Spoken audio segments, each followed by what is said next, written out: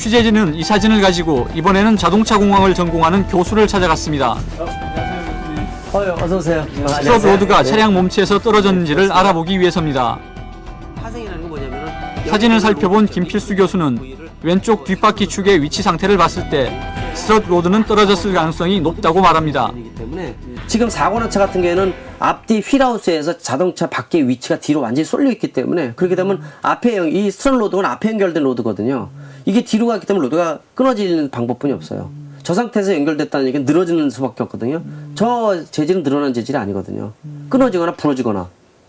부러지지 않고 아마 연결된 부위가 앞에 링크된 부위가 날아가지 않으면은 저렇게 바퀴 상태가 되지가 않죠.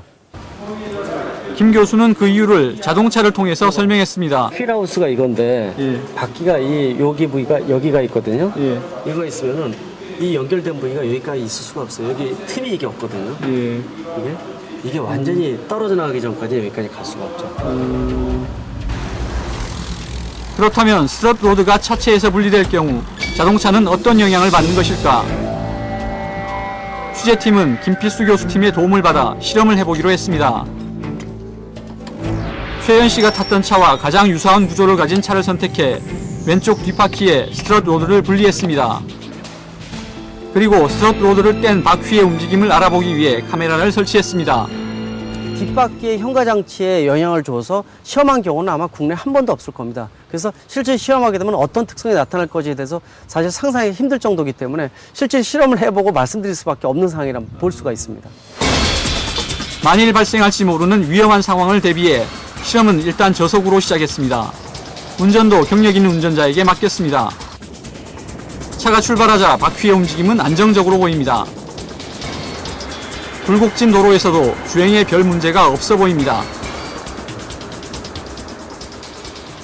하지만 주행거리가 많아지고 차량 속도가 올라가자 상태가 나빠지기 시작합니다.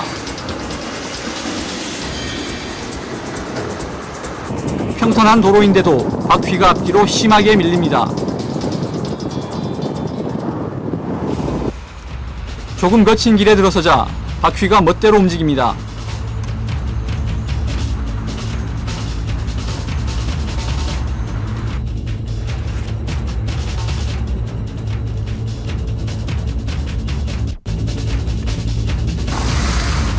길 위에 밧줄을 놓아 요철 형태의 길을 만든 후 달려보기로 했습니다. 바퀴가 금방이라도 빠질 듯이 심하게 요동칩니다.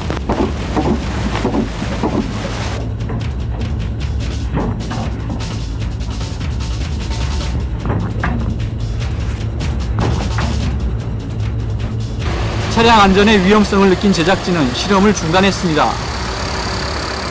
한쪽으로 오른쪽으로 쏠리는 현상이 좀 많았습니다. 그러면서 아까 말씀드렸지만 요가 좀 증가되는 차선 변경 시 요가 좀 증가되고 그에 따른 롤도 기울기가 차가 기울어지는 롤 현상이 좀 더 많은 양을 보이고 있었죠. 바퀴를 수시 밀어서 실험을 마친 차의 왼쪽 뒷바퀴는 발로 건드려도 쉽게 움직일 정도로 약해져 있습니다.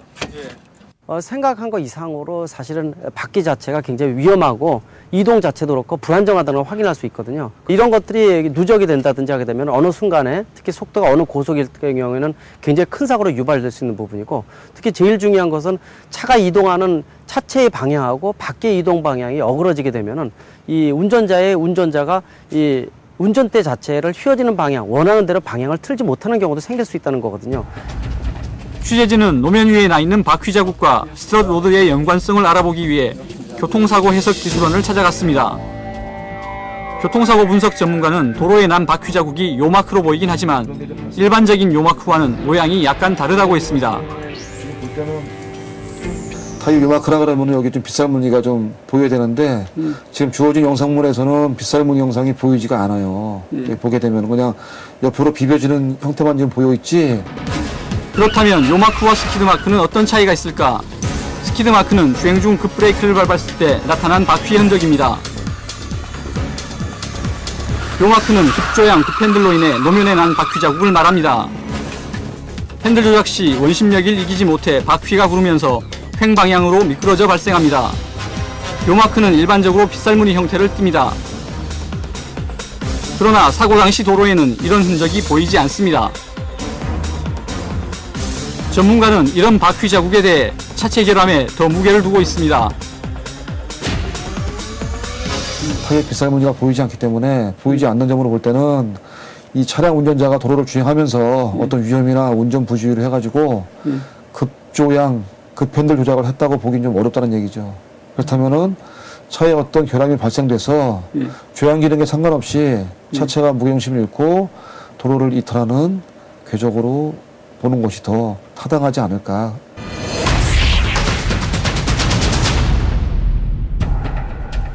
취재진은 마지막으로 최 씨 부부가 주장하고 있는 운전석 조작 여부에 대해서 알아보기로 했습니다. 핵심은 시트를 고정하는 리벳의 상태입니다.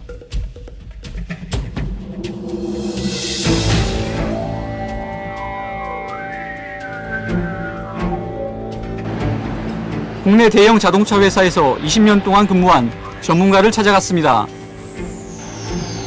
그에게 리벳 상태를 보여주자 보관 중인 차량의 리벳에 누군가 충격을 가한 것이라고 확인해 줬습니다. 공정에서는 이런 차이가 있을 수 없어요. 왜 그러냐면 요거 자체 조립이 무슨 뭐 사람이 이렇게 하는 게 아니라 기계로 탁 찍어가지고 나오는 거거든요. 그런데 요거는 손을 누군가 한번 댄 거죠, 분명히. 이 부분을, 리베트를, 요 헤드 부분을 망치 같은 거는 한 방 탁 치죠. 그러면 요게 탁, 이렇게 뭉그러지면서 안착이 딱 되는 겁니다. 좀 비교를 예, 재조립하려고 고정시킬 때 난 흔적이라는 것입니다. 대고 탁 친 거예요. 그러니까 요 표면 어떤 충격이나 이런 걸로 이 리턴 장치가 이탈이 돼가지고 이탈된 상태에서 다시 재조립을 하고 재조립한 다음에 고정시키기 위해서 리베트를 칠 때 요런 현상이 나타난다고 봐야 되겠죠. 이러한 점은 차량 시트를 만든 업체에서도 확인할 수 있었습니다.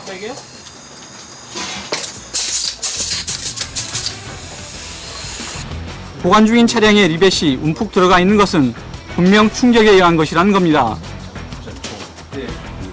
데미지가 저 위에 있는 거가 뭐가 묻은 걸로 보이네.